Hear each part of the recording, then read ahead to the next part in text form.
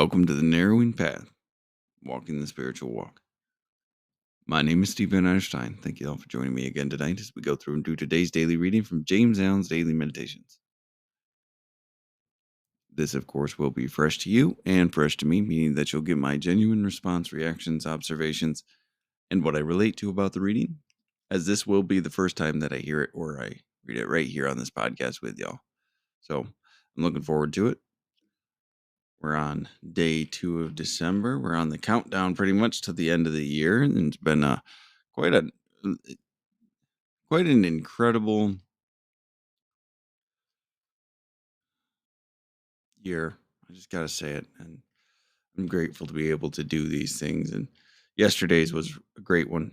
It really was important for me to hear that one yesterday, and to understand that contentment is not the resignation to sin, but the effort and actions taking within our capabilities to improve our lives. So it was pretty good for me to hear. So I'm looking forward to see what today's brings. So here we go. This is December 2nd's reading from James Allen's Daily Meditations.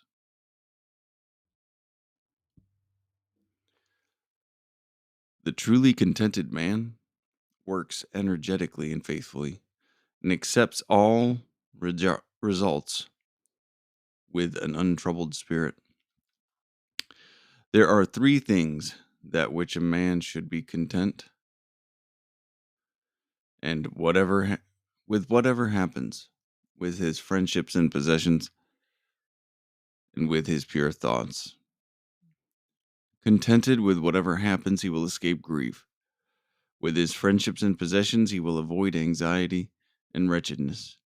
And with his pure thoughts, he will never go back to suffer and grovel in impurities. There are three with which a man should not be content: his opinions, with his character, and with his spiritual condition.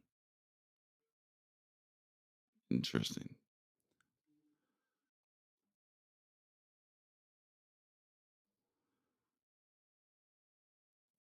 Not content with his opinions, he will continually increase in intelligence. Not content with his character, he will ceaselessly grow in strength and virtue. And not content with his spiritual condition, he will every day enter into a larger wisdom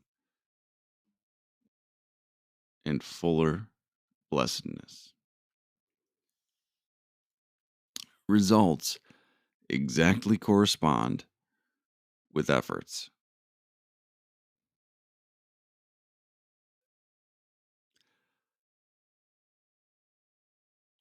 The perspective he uses here is quite interesting because it's different. It's different than I've ever thought about it, honestly. Um,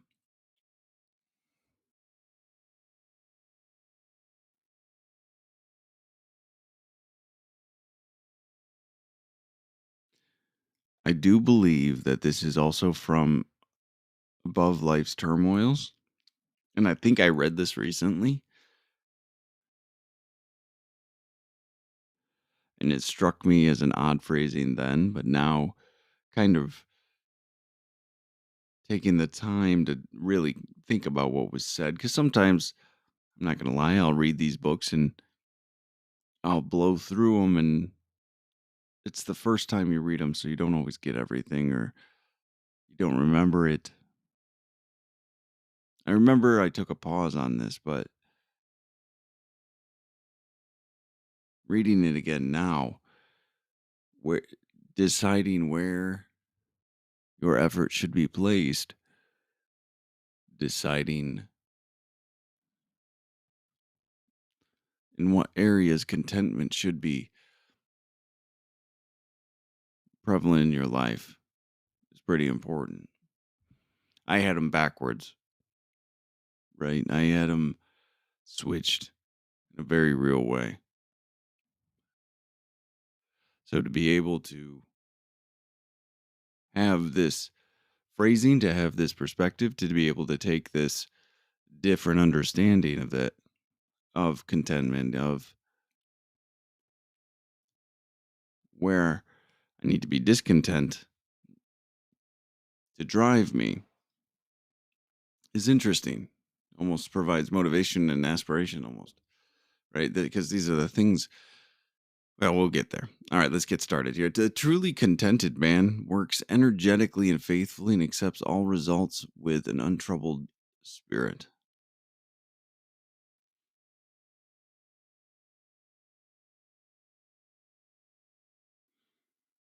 What an interesting wording.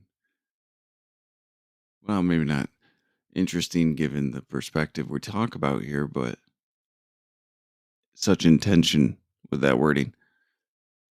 The truly contented man works energetically and faithfully and accepts all results with an untroubled faith. Accepts all results with an untroubled faith. Contentment comes from putting the action and effort in that we know is required, that we are fully capable of doing, and then allowing the outcome to just be. That is where it comes from. Don't put your peace of mind on an outcome because it's never guaranteed. And you're just consistently putting your own mental state, your own emotional state, your own serenity out for purchase. So it's so interesting when you realize that, at least when I did, because I didn't know how much of me I was giving away to people. I didn't realize how much I was taking away from myself in those moments. So there are three things with which a man should be content with whatever happens. So any whatever outcome we come into. So these are the things a man should be content with. Whatever happens, the outcome. It's not in our control. With his friendships and possessions. So not striving for prestige, not striving for the material things in life, not trying to amass this immensity in life to derive your own sense of value and worth from, because that'll always fail. And with his pure thoughts, this is an interesting one. So when you are going throughout your day and you have these pure thoughts, be contented with them. Don't wish they were different. Don't wish they were more self serving. Don't wish for anything else. But just be thankful and grateful for that thought, for the purity of thought that you are blessed with. Don't be condemning of yourself. Be strict, but don't be condemning. Then he gives us some rewards that'll happen if you practice these things or if you have the contentment with these things. Contented with whatever happens, you will escape grief. Because you're not planning how the future is going to exactly look for you. You're not invested in a particular outcome in the sense, I need it to look like this for my happiness. I need it to look like this so I feel valued. I need it to look like this so I feel comfortable. It's those delusions we tell ourselves that give us grief. It's those false pictures of the future that we so surely believe in will be it, will be the case. And then something happens that shatters that reality. That's what happened to me when my brother died. And what happened to me when my dad died. It was what happened to me when I got sober. My world's been shattered many times. And I am no stranger to grief. But I have learned to be contented with whatever happens, painful or not, preferred or not. It's not my call. I'm responsible for myself and my own conduct, my own thoughts, my own actions, not the world.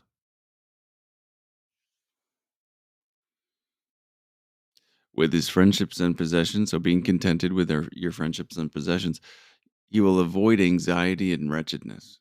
The misery of not having what you think you need, not having what you think you deserve, not being where you thought you should have been. Does that not produce anxiety and wretchedness? Is that not part of the foundation stones of that anxiety riddled existence? And with his pure thoughts, he will never go back to suffer and grovel in impurities. So there we go. When your thoughts become pure, that means your heart has changed. That means you have changed. It means you have really accepted a change into your heart, into your being, into your soul. How amazing is that? And you'll never go back and grovel in those impurities. Now, this part, this is interesting because contented seems like such a positive thing, and in a lot of ways it is. But the opposite of contented is what is not to be content, obviously. And that seems like such a negative thing, right? Especially because we've been talking about contentment a little bit these last couple of days. So this part's awesome. There are three which a man should not be content: his opinions, with his character, and with his spiritual condition. Let me tell you, that's awesome because my ego wants to say I'm doing well here. My ego wants to say, look at all I've learned. Look, I've learned everything I need to know. I can live this life without any further help, insight, or kindness. This is what we tell ourselves. Opinions, character, and spiritual condition. The way his reasoning for this is great. It really is. Not content with his opinions, he will continually increase in intelligence. Not content with his character, he will ceaselessly grow in strength and virtue. And not content with his spiritual condition, he will fully every day enter into a larger wisdom and fuller blessedness. So that first one, not content with his opinion, he will continually increase in intelligence, right? And let me be sure to point out here, we're not talking about the self-debasing, self-degradation that happens out there. I loved that. I was a huge fan of the self-debasing talk and joking at my own expense for the pleasure of others.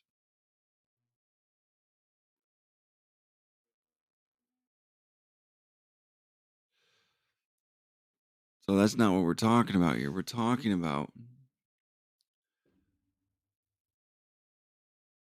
the pursuit and the growth of what we know, of our understanding. Because we can only make the opinions on things as to what we understand and what we comprehend, right? Then we make the best decision we possibly can in those circumstances, that with those capacities.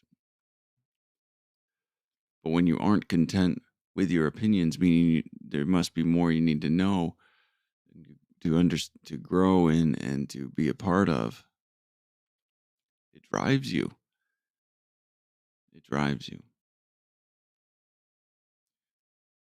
It drives you to continually increase your intelligence. At least it does for me. I want to know more. Not content with his character, he will ceaselessly grow in strength and virtue. What can I do better in? Right? That's the question we need to ask ourselves, and ask ourselves honestly and be willing to hear the answer. That's a big thing here. We can give a lot of lip service to things and not truly want to change, not truly want to do anything about it. But if you aren't content with your character, you can do something about that. You can grow in your understanding. You can gain perspective, overcome your character defects, overcome your shortcomings, overcome your selfishness and self centeredness, and ceaselessly grow in strength and virtue, ceaselessly grow in integrity and moral. It's a pretty amazing thing when you are not content with your spirit, with your strength of character, because there's always space to grow and move. And now the last one here, not content with his and not content with his spiritual condition, he will every day and to endure a larger wisdom and fuller blessedness. That pursuit of truth and understanding of that power greater than ourselves, of that God as we understand them, as we look around and we want further. I'm going to use a very Christian religious term, I guess, communion. Enter into communion with that power, to grow in knowledge and understanding of that power, to be a part of alignment with that energy, that source, that creation. So yeah, three things that a man should not be content: his opinions, his character, and his spiritual condition, because it places us in a position for growth, for learning, for understanding.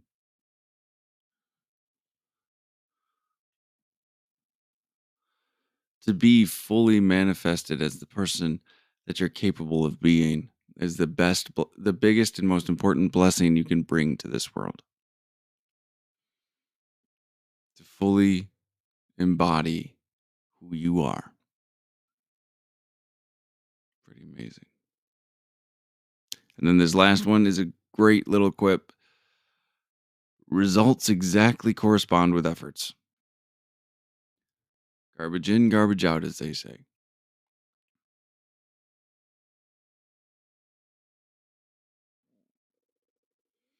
You get what you put in. That's my experience as well. So, all right. Well, there we go. Sorry for running a little bit long today, everyone, but it was there's a lot of great stuff in this, a lot of different perspective and some understanding I wanted to make sure we talked through. So, thank y'all for joining me again tonight, though, and I'm glad to have you on board for the rest of December. So, until next time, thanks.